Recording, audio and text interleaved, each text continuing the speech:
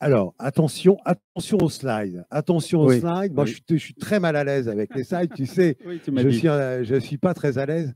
On a besoin d'entendre tes convictions, tes points de vue, le savoir-faire qui est celle, effectivement, de ton entreprise. Tu as un très long passé qu'on t'a rencontré donc, dans le monde de la data. Tu connais parfaitement donc, cet univers de référence.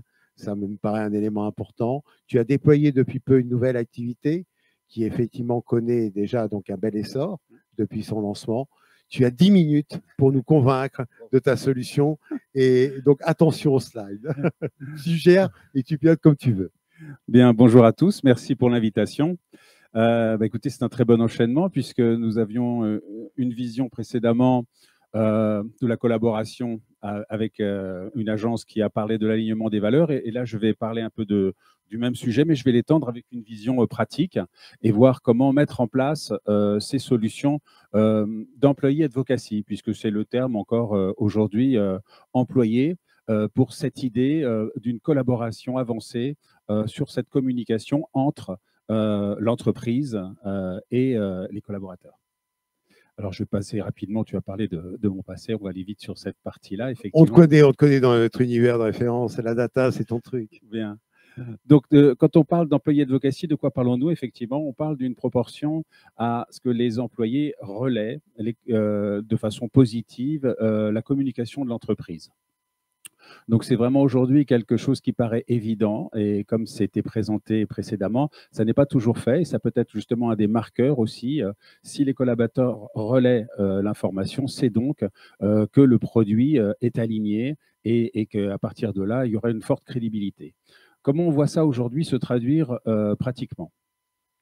D'abord, peut-être juste donner un exemple de la forte croissance des réseaux sociaux.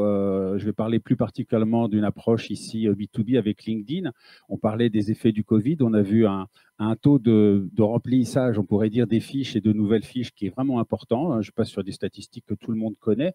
Mais ce qui est intéressant de voir, c'est qu'aujourd'hui, si je communique sur LinkedIn mon information, c'est une des sources préférées et des plus crédibles lorsque je vais échanger vers notamment les populations des cadres.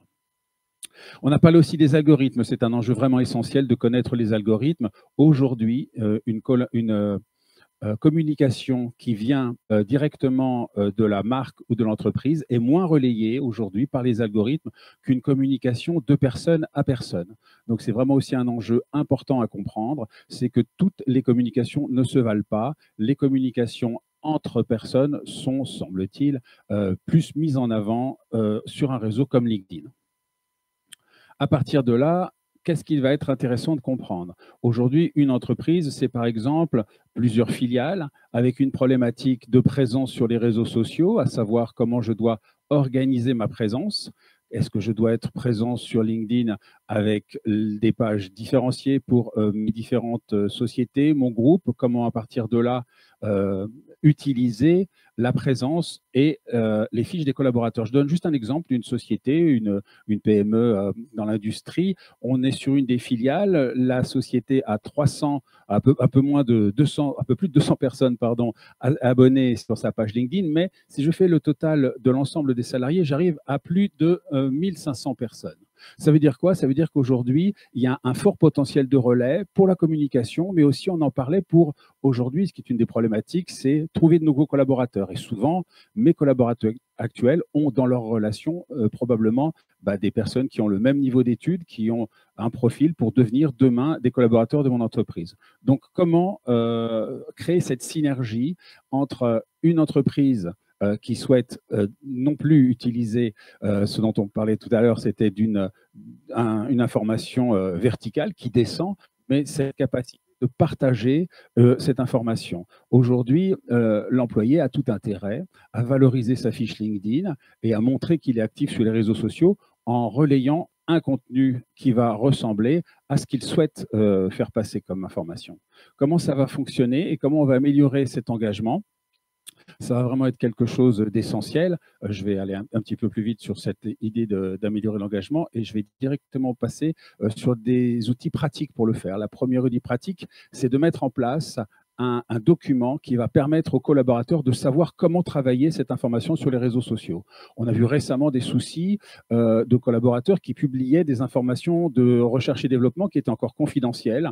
Et il est intéressant, face à des changements aussi rapides, de fixer des cadres. Je donne ici un exemple du BNI qui propose à ses membres de mettre en place cette communication par les réseaux sociaux de façon documentée.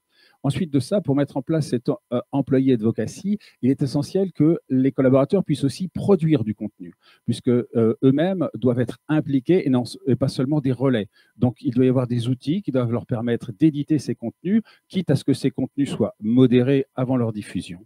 Ensuite de ça, ils doivent être informés de tous les contenus qui ont été produits et qui sont partageables. Donc, l'idée, c'est de mettre en place une sorte de portail dans l'entreprise qui va permettre de suivre et de reprendre ces contenus.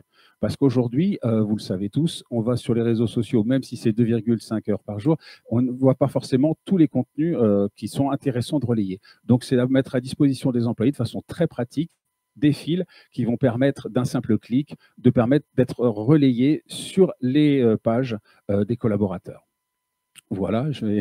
Bah, écoute, merci. Alors peut-être, moi aujourd'hui, c'est quoi le modèle économique d'accompagnement de ton offre de valeur auprès effectivement de tes clients? Je sais que ta cible, elle est plutôt PME, ETI, quelques grands groupes également, notamment, qui sont très décentralisés, font confiance à toi. Oui. C'est quoi le modèle économique de ton offre? Le modèle économique, c'est toujours l'abonnement, puisqu'il s'agit d'une plateforme. Donc, c'est des abonnements qui vont être différents suivant le nombre de canaux, de réseaux sociaux qui vont être interconnectés et le nombre de collaborateurs qui vont utiliser la plateforme. La notion de conseil, on voyait tout à l'heure avec Jean-François, donc le travail qui est important de mener en amont. Donc, à ce moment-là, tu interviens en support auprès des acteurs conseils qui interviennent auprès des entreprises et tu déploies la solution donc en étroite collaboration avec eux, c'est ça? Alors effectivement, on a deux niveaux d'intervention. Je vais commencer par le niveau un peu plus technique, c'est-à-dire documenter les outils, faire que les interfaces soient les plus simples possibles, mais expliquer aussi les fonctionnements, puisque dans des PME, ils ne savent pas forcément utiliser ça. Et puis le deuxième conseil, on l'a vu, c'est d'être en capacité de rédiger des guides qui vont être des sources d'inspiration pour que les collaborateurs apprennent à mettre en forme un contenu qui soit en même temps dans les codes des contenus des réseaux sociaux et en même temps aligné avec la communication de l'entreprise. Et c'est là aussi où il y a besoin de conseils parce qu'on doit laisser une part de créativité. On l'a vu ensemble, les collaborateurs peuvent être créatifs, mais on doit très certainement cadrer cette communication pour qu'elle corresponde au message de l'entreprise. Merci pour avoir tenu d'avoir le pari qu'on s'est donné, donc de raccourcir au maximum. Bravo pour ce que tu fais. Nous te suivons de très près dans tes activités. Merci beaucoup. Je suis convaincu que la réussite est devant toi. Merci beaucoup. Bien.